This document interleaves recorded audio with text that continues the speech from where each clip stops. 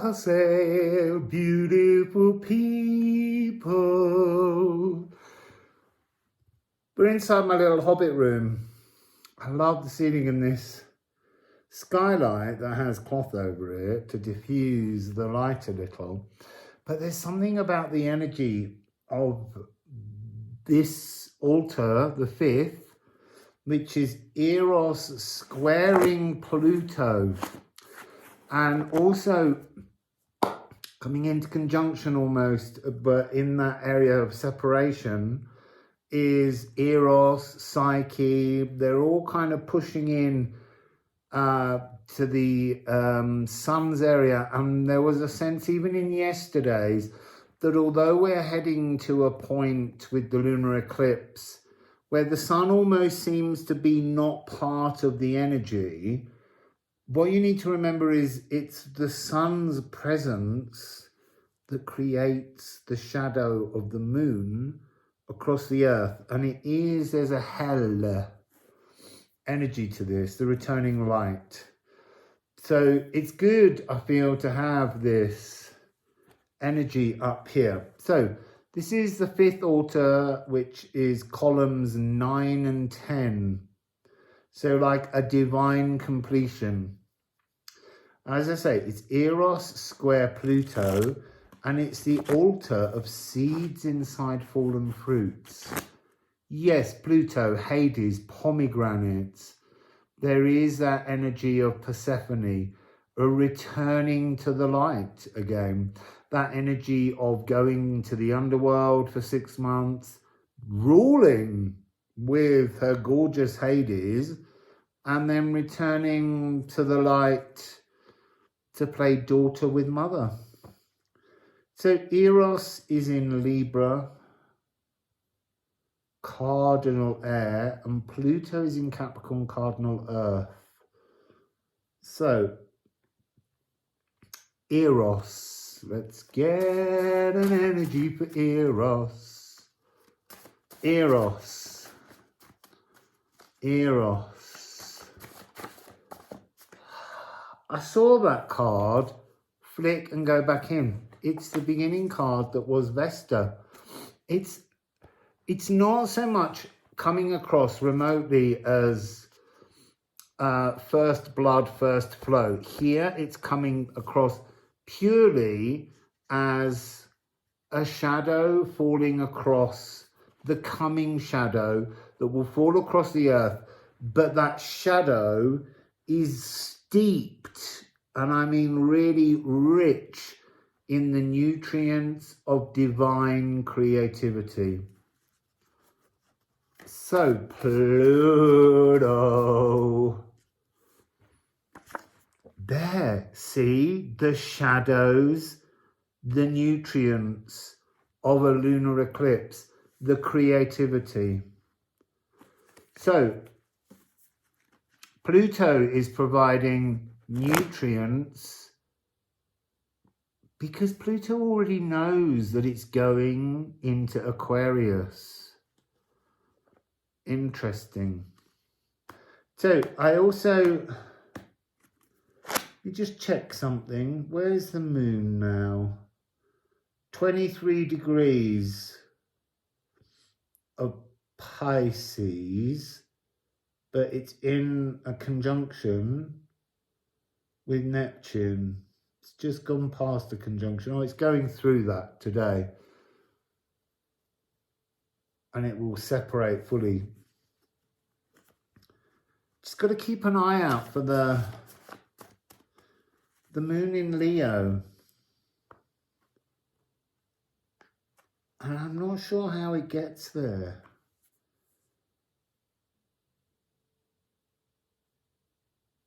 Because we've only got 6, 7, 8. I don't see how it gets. It's after the eclipse. So the energy that we were looking at in yesterday's altar, that untangling of the guidance, will become clearer as you move into the light, as the light returns. There's a huge energy that I'm seeing across this reading of Jupiter. Jupiter's at 29 degrees of rulership in Pisces. So we've got this, the moon is about to move towards Jupiter. Jupiter's expanding wishes.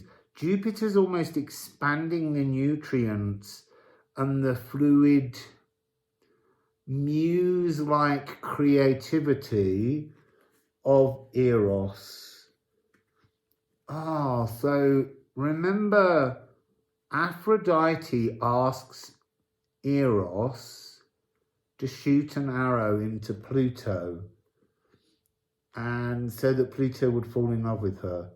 And instead, he falls in love with Persephone. So is this an energy?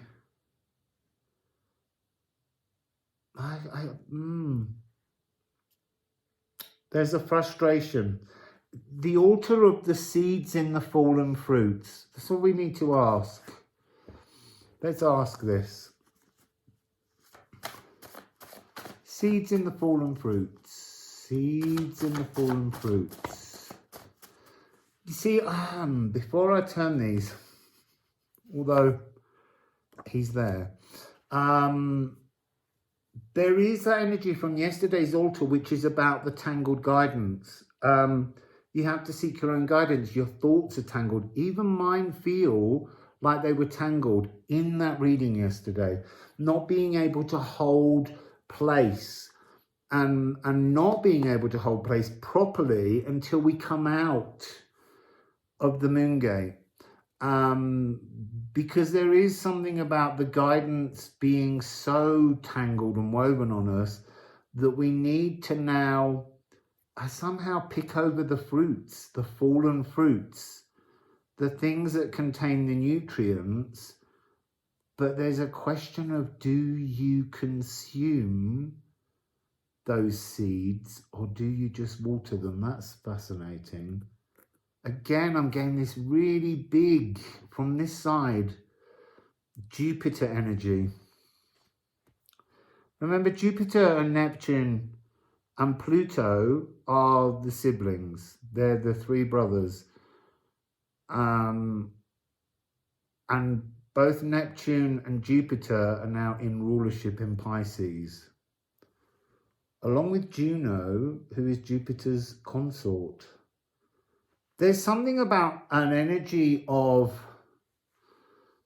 either a sibling, possibly a sibling for some, and for others, someone trying to woo the one you love away from you is part of the energy that I'm picking up there. That's really interesting. So what do we have?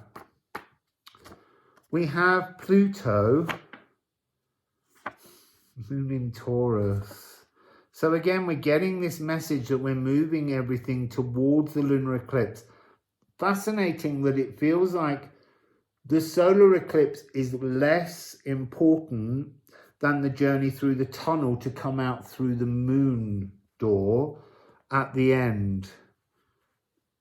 There is, because remember, Venus, Aphrodite, sent Eros, there's a huge energy of fighting,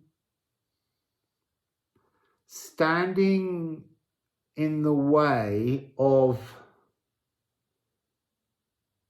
true love by bringing some kind of energy of like physical lust. But there's something really sensual unlocking. Pallas Athena. So now we've got 995427. Pallas Athena is in Cancer. So we've got cardinal air, cardinal earth, and now cardinal emotions. weaving energy. There's some kind of heroic strength in the shadow of the earth and the nutrients on the lunar eclipse, and understanding. There was a reading for Aquarius that was about the loss of libido. This is some kind of trigger where it's not a libido though, it is. But there's something about this energy that is formed from a different kind of sensual love. The key to it is that it is not lust, it's being, if you think of it as lust, it's misjudging the frequency. Moon in Cancer with Pallas Athena. There's something coming after the eclipse door. So it begins when the moon hits Cancer and you get a cardinal understanding of emotions at this altar. But you've got to prepare yourself for this. You've got to watch. Again, it's about how you react, how you're triggered by this time. And it's about how you're triggered by, kind of like emotional jealousy. There's something of that in there. But it's not sexual. That's what's really interesting. The solution is sensual, but the pathway is non-sexual, non-lusty. And then we have quincunx. To be at odds.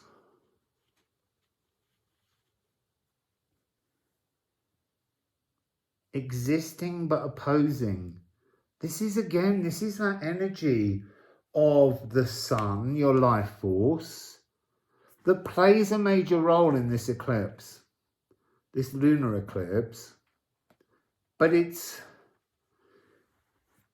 the source that's so weird, that illuminates the darkness, creates the shadow, reveals the nutrients. Existing but opposing. Not declaring. This is like the opposite of yesterday's Galdia. The need to speak something into being. That need is still there, but there's something about this that's suggesting you don't know how to find form for that frequency. I need to ask about Jupiter, because Pallas Athena springs directly from Jupiter's head, fully formed. And that's something about this. We will be more fully formed, but we need to understand we are the seeds inside the fallen fruit. That's really fascinating. So Jupiter and the fallen fruit. Jupiter. Give us a rune on Jupiter.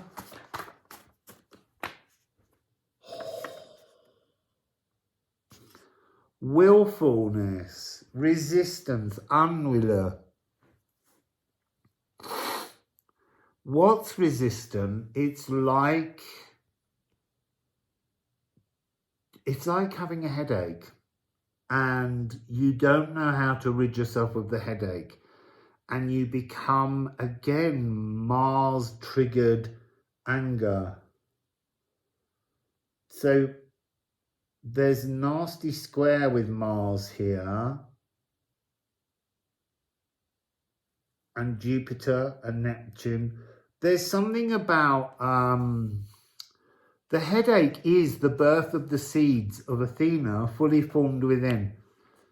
And that's something where you have to split your thoughts in two to make space for the birth of the new. Eros Eros feels like it's like love being the curse, but also the solution. It's looking at love in a kind of tempestuous, willful, teenage, grumpy kind of frequency. And that's what we're moving away from. What were we missing in the cardinals? Cardinal fire. We've got no Aries yet. Oh, because that's Mars. It's about controlling your triggers of fury.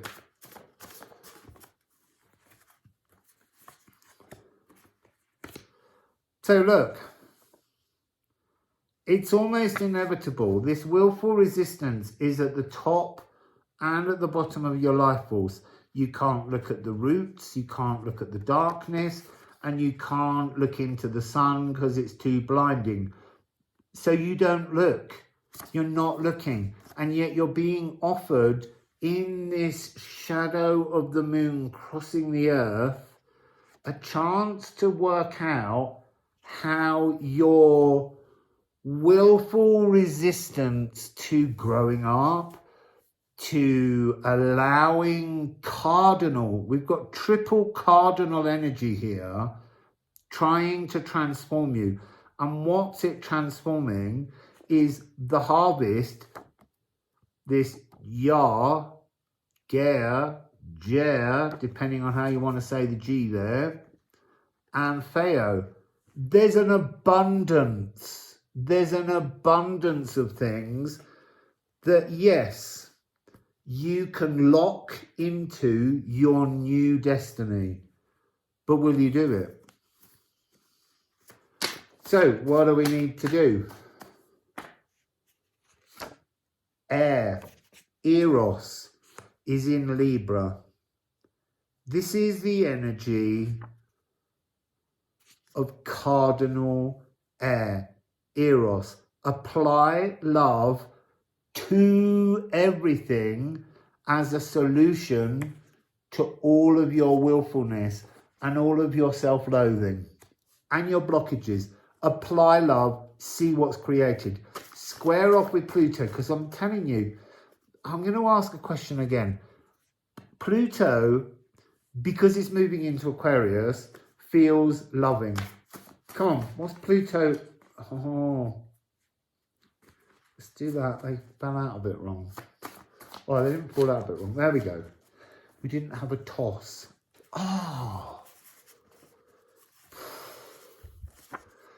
Solar eclipse. It begins now. It begins with the solar eclipse, or it began. So Pluto is offering a galactic opportunity, a twist in fate. It's a Janus revelation. I feel like that Janus revelation is 2024, but that's the peak of it. This is the beginning of it now. So we've got solar eclipse, we've got Quicksilver,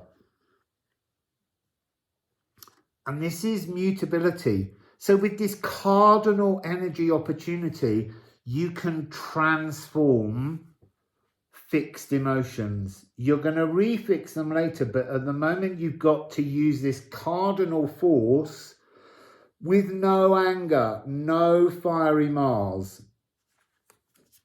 Moon in Pisces. Moon is in Pisces right now in conjunction with Neptune. This is something about clearing. This cardinal energy will shatter. What's the seed? The seed is your pineal gland, and that's what you're trying to clean out. And they're saying you will feel spaced out. And then it ends again. This was the same as yesterday. Flursa 13, Ophiuchus 13. The threads of consciousness are weaving down to bring you into a new frequency. But that frequency won't be completed until the moon hits Cancer and the moon hits Leo once you've left that door. Fascinating. So that was beautiful. I really enjoyed that. So just one more altar to look at, and I need to see if I can find somewhere shady to read it. The problem is the sun is so close and so overhead here that you barely get anywhere in shadow. But I shall go and see if I can seek another beautiful indoor space to use. So, beautiful people, that's the next door. I feel a lot more clarity with that one than I did. The tangled guidance yesterday felt tangled. I felt clumsy in that guidance. And now there's a clarity coming. Threads are pulling together. Things are transforming. It's gonna be a beautiful, exciting new ride when we get out of this tunnel. So, see you shortly. Wassail.